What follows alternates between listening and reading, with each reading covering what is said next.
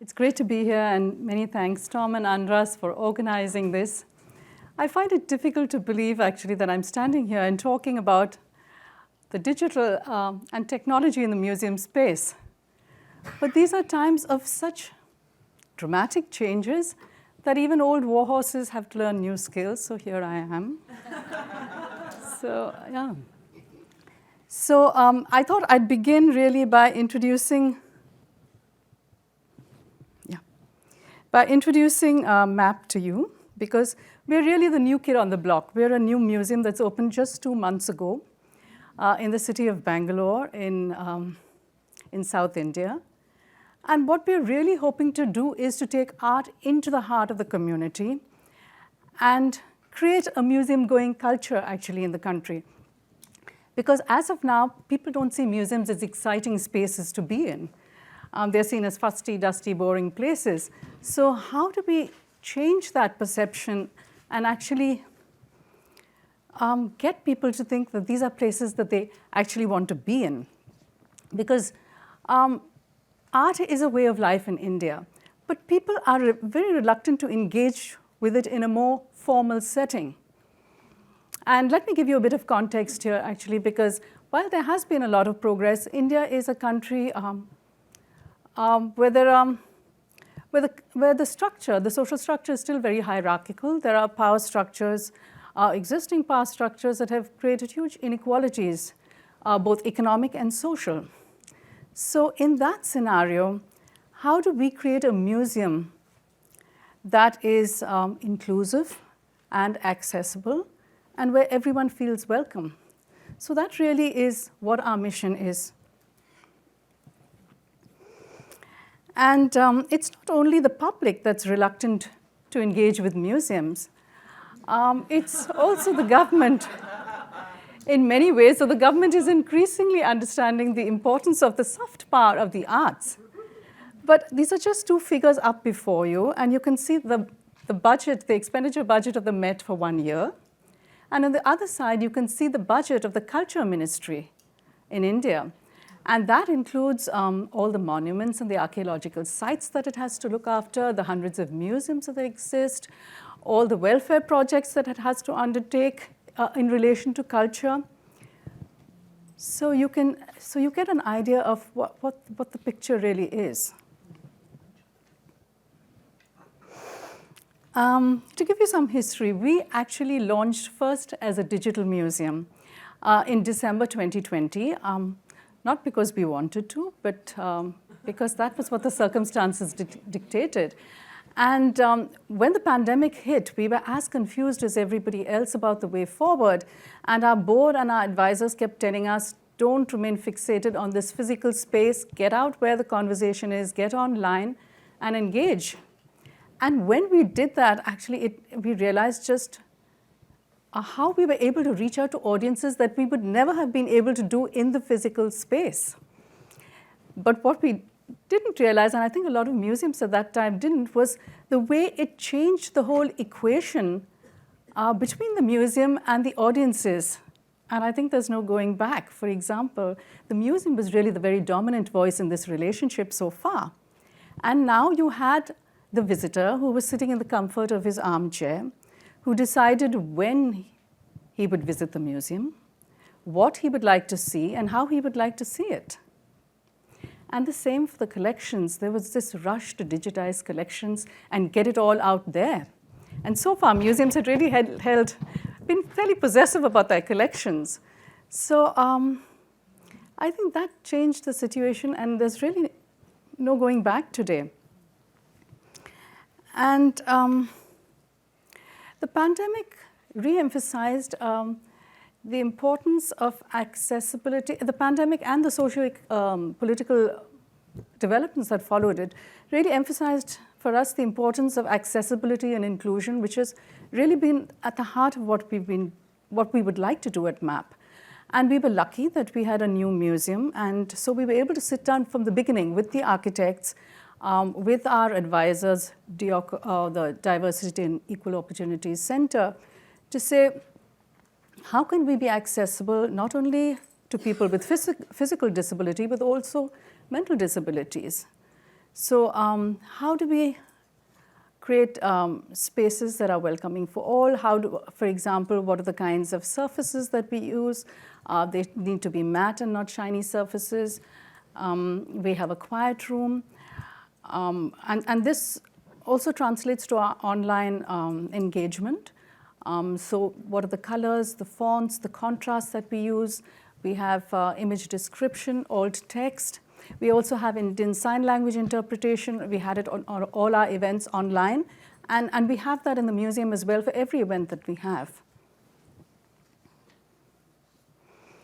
And I thought I would share with you a picture of a mural. And this was what we had commissioned from the Aravani Art Project, which is a collective of transgenders. And they created this mural along the boundary wall of the museum at the site when it was actually coming up. And it really told the story of Bangalore in a very inclusive way, reflecting all the communities, the diverse communities that come together to make this the IT capital of the country. Our collections, because of their diversity and range, allow us to continue that narrative of inclusivity, because our collection is loosely divided into about 6 categories. So you have pre-modern art, modern and contemporary, and textiles, which most museums in India have. But we also have indigenous art, which is usually not included in museum collections. We have photography, which is often seen as a process of documentation rather than an artistic practice. And we have popular culture, which is Bollywood posters, lobby cards, trade labels, advertisements, all of these which reflect mass culture. And what we're trying to do at MAP is to really move away from earlier art history canons that we inherited from our colonizers and really look for newer narratives and fresher approaches that reflect a more contemporary kind of thinking. Also to collapse these hierarchies between what is seen as high and low art and look across the collection to draw connections. So because we existed before as a digital space, we were able to kind of knit all the digital experiences that we'd been developing over the last 2 years into the physical space. And I thought I'd share this with you, which is the digital lighting of the lamp. So we created these interactive screens. And usually in India, at an auspicious occasion or an opening, a VIP would light the lamp. And we said, why should only one VIP light the lamp? Everybody who comes to MAP is a VIP. And how can we involve them in the lighting of the lamp without burning down the building? So the lighting of the lamp actually, on your phone, you scan a QR code, and then various lamps in the MAP collection pop up on your screen, and you choose the one you want, type in your name and your number, and then it lights up on the screen with your name. So you were part of that whole lighting of the lamp at our opening. And so these interactive screens also help us to make the collection very accessible to people. So you can actually, on these screens, browse through the collection. You can zoom into an artwork, look at it closely, download the metadata if you want, type in your phone number or your email address and have the images sent to you so that you can access it anytime on your desktop. So the idea is that whatever is digitized at MAP is available to you. Okay, I thought I'd just show this to you for you to figure out how it works.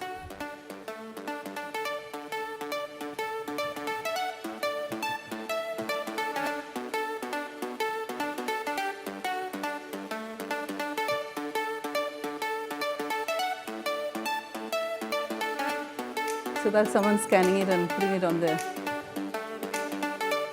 getting it sent to them.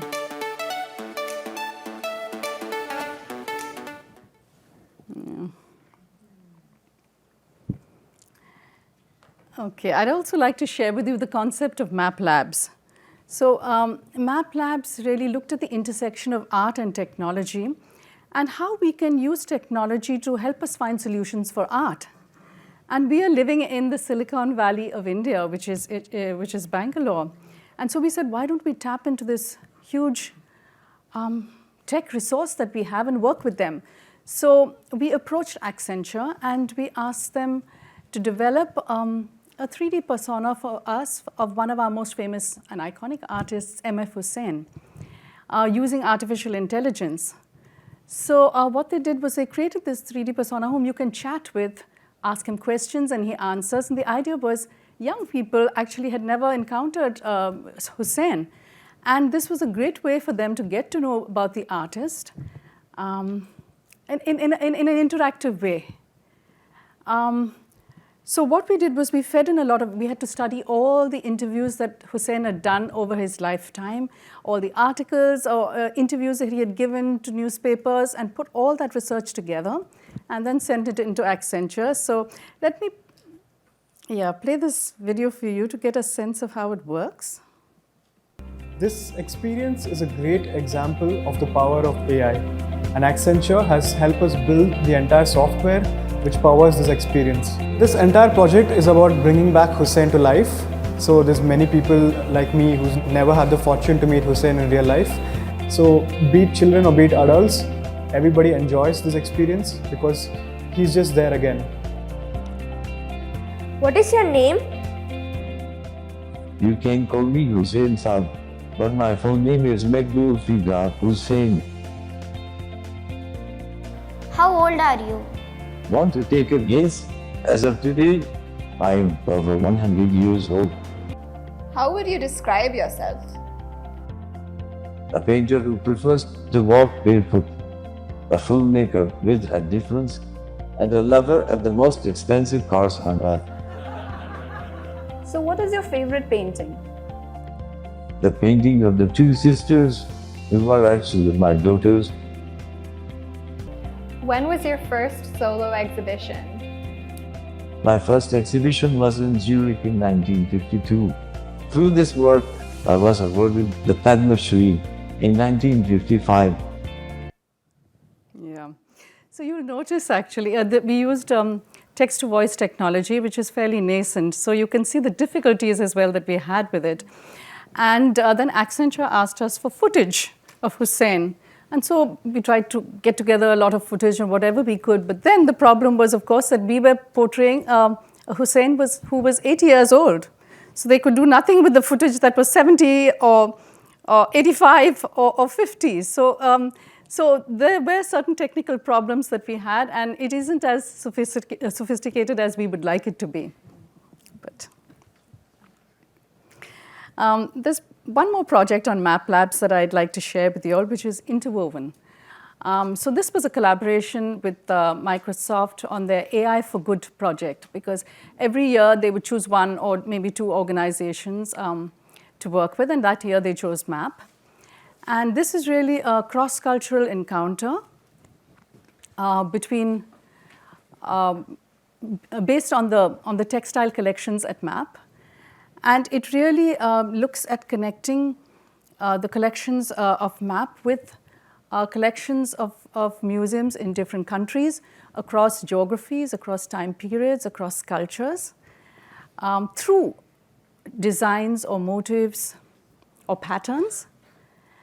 And in a world where there's increasing polarization, we thought this was a great way for us to celebrate the many things that we find in common, rather than focus on the differences. And there are two kinds of journeys you can either get on as a user and type in some, for example, if you type in the Paisley, say, that you want to look at.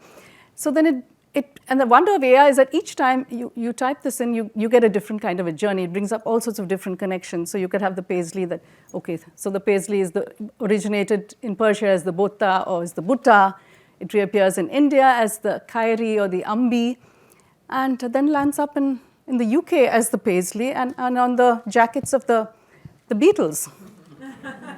So there are all sorts of fun journeys that you have, and you can also have curated journeys which have been put together by the curators of the MAP Academy at MAP. So there are different kinds of journeys that you can do with Interwoven. And Interwoven actually was inspired by Museums Without Borders, a project of ours that developed during the pandemic when we found that people and objects could not travel. So we said, why don't we make them travel virtually?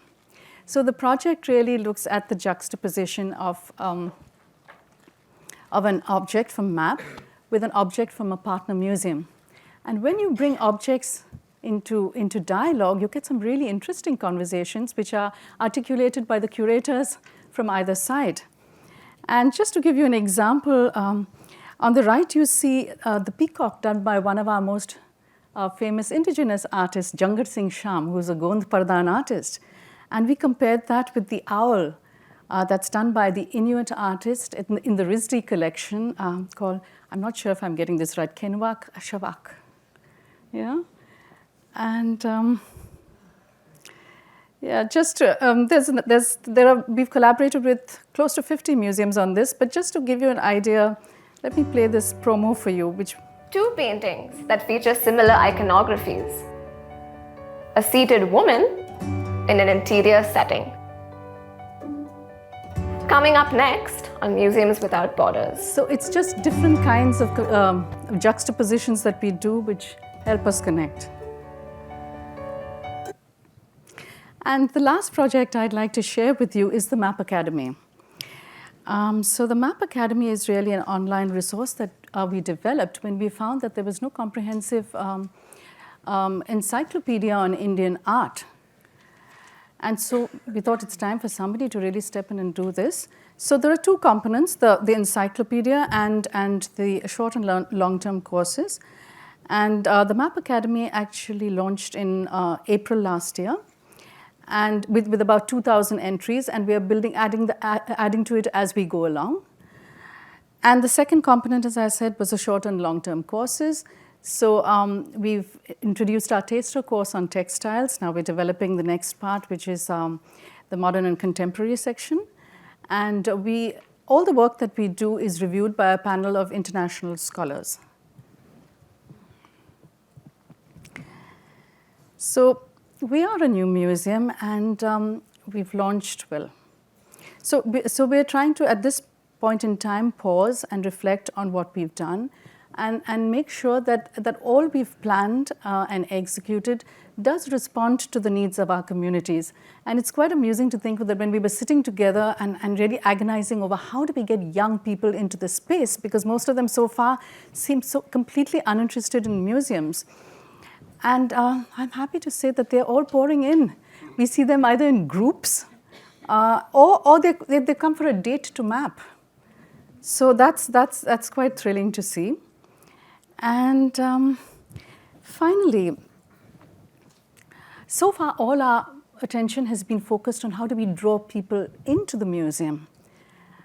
But the next thing we're exploring is how do we look beyond MAP, outside of MAP, to go out into the community. And we're thinking of actually using all the content that we've built over the last 2 years and provide that in digital experience centers that we locate in public places, for example, railway stations, where thousands of people move through that, but they're very unlikely to come to the museum. So how do we reach out to this whole audience there that exists, but who have never experienced art, and how do we show them that really a museum can be a space of innovation, of discovery, of wonder, and that we do want to share the transformative power of the arts with them. So thank you very much.